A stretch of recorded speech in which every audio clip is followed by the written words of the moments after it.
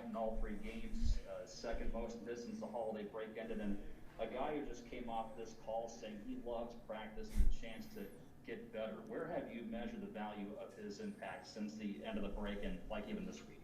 Well, it's every day. It's not just since the break, with Yanni. It's every day that he's on the ice, the life that he brings, the competitive level that he brings. He's a guy that loves working extra on his game, and that drags other guys along with him. And that same life and energy is there off of the ice as well. I know you guys don't see that as much, obviously, but exact same thing off the ice.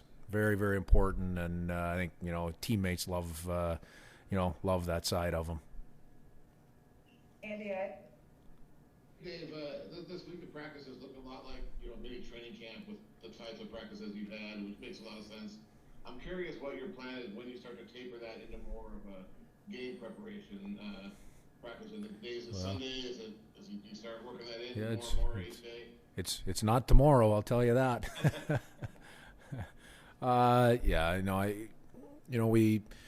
We took a day off the ice yesterday, and we wanted to keep the guys out of the rink. Really our approach has been, when we're here, during this, kind of this odd time where we've got, all these days in between games, we want the time that we're at the rink to be real quality time. So we've had, we've had real good practices.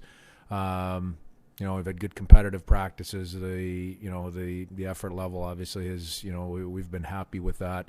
We've been doing a little bit extra off the ice that normally you wouldn't get a chance to do, in the middle of the season as well. So all of those things we wanted to make sure were, well thought out in how we're doing it, but also, making sure we're getting a lot of good work in, in order to stay sharp and be ready to get back to game action. We'll have another day off the ice here, likely on Saturday.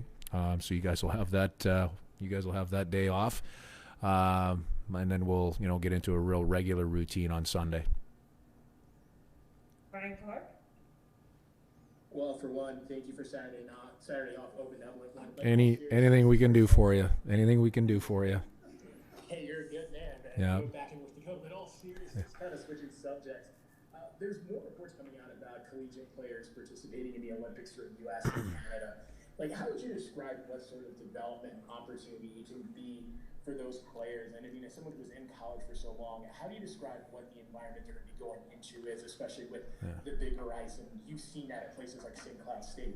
Well, I mean, Ryan, it's just such a unique opportunity, regardless of, ice surface size. And I believe they'll be on correct me if I'm wrong, but I believe it'll be on an NHL ice, size ice. I could be wrong on that one, but regardless of that, it's not really about that. It's more so about just the unique opportunity to go and participate in a tournament like that, the magnitude of the tournament, the level of play, competing and playing for your country. If in fact, the players are going to have that opportunity, the guys that do, accept that opportunity. So very unique opportunity, especially mid-season. Obviously a disruption to their regular seasons, and there's going to have to be a reset as players come back and, dig fully back in, with their current teams. But outstanding opportunity for those that are, able to, be fortunate enough to be invited, and then be in a situation where it fits and it's a right choice for them to be able to go and join in. Aaron Brown.